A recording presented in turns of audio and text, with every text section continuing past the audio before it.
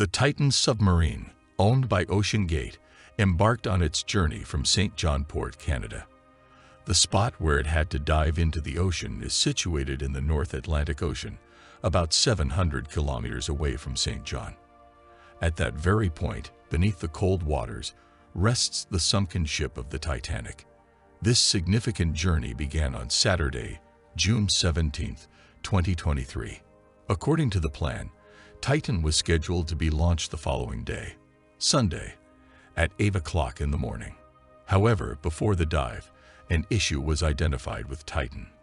Despite this problem, the decision was made to proceed with the dive, even at the risk of endangering lives. What was the problem, and why was such a risky choice made, knowing the potential danger? Welcome back to another captivating Docutainment video. A total of 5 individuals were part of this journey, including Hamish Harding, the founder of Ocean Aviation, who had also traveled to space with Jeff Bezos. The second person was Stockton Rush, Ocean Gate CEO, which is an American company providing submersibles for ocean exploration. The third member was 77-year-old Paul Henry, an expert on shipwrecks who had previously visited the Titanic. Lastly, Pakistani business tycoon Prince Dawood and his son Suleiman were also aboard the submarine. On June 17th, before the dive, Hamish Harding posted on the internet, explaining that the dive had been delayed due to severe cold weather. He mentioned that they planned to dive when the weather improved the next morning. These 5 individuals were embarking on this journey out of a passion to see the famed Titanic wreck.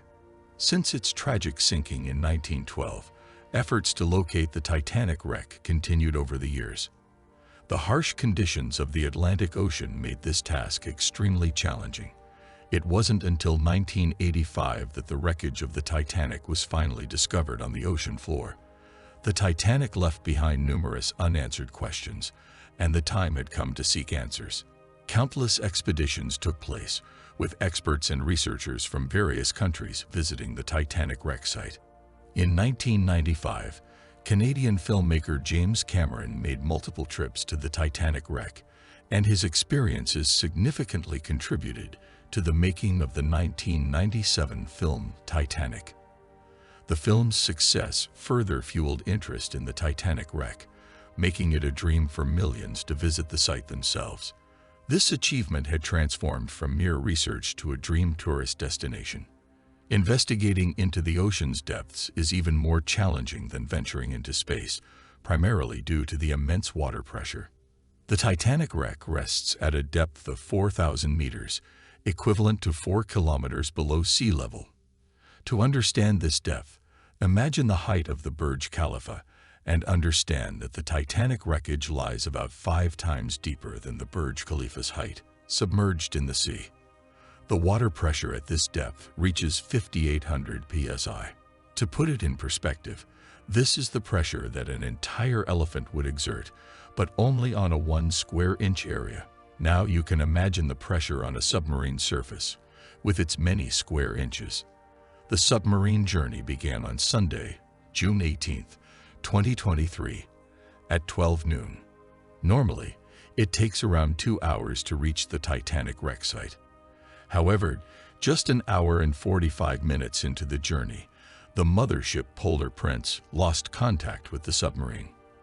This indicated that the submarine had already come quite close to the Titanic wreck, as losing contact only 15 minutes before the expected arrival time suggests. At the depths where the Titanic wreckage lies, sunlight cannot penetrate, and the darkness is incredibly intense. It's normal for wireless signals to break at such depths, so initially, this wasn't a major concern.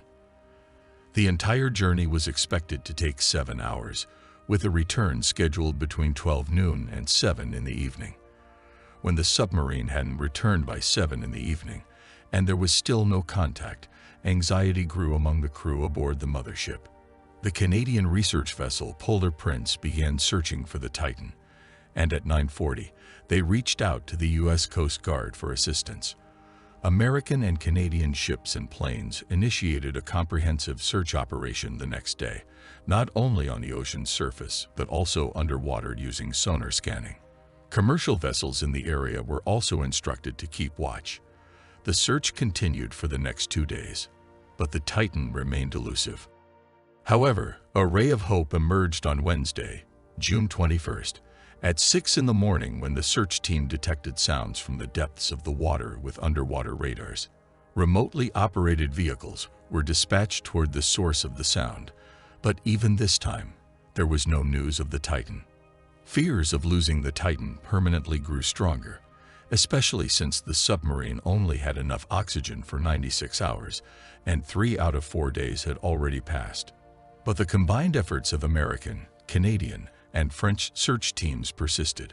On Thursday, June 22nd, at 12 noon, remotely operated vehicles were sent to the Titanic wreck site. What they witnessed was truly heart-wrenching. At 3:48 p.m., the ROV had approached the Titanic wreckage, spotted part of the Titan's tail, lying just 1,600 feet away from the Titanic. The individuals who had set out to witness the Titanic's wreck now found their own submarine's wreckage making headlines worldwide. Evidently, the Titan couldn't withstand the immense water pressure and imploded in the ocean's depths. This news sent shockwaves around the world, raising concerns about OceanGate's safety practices.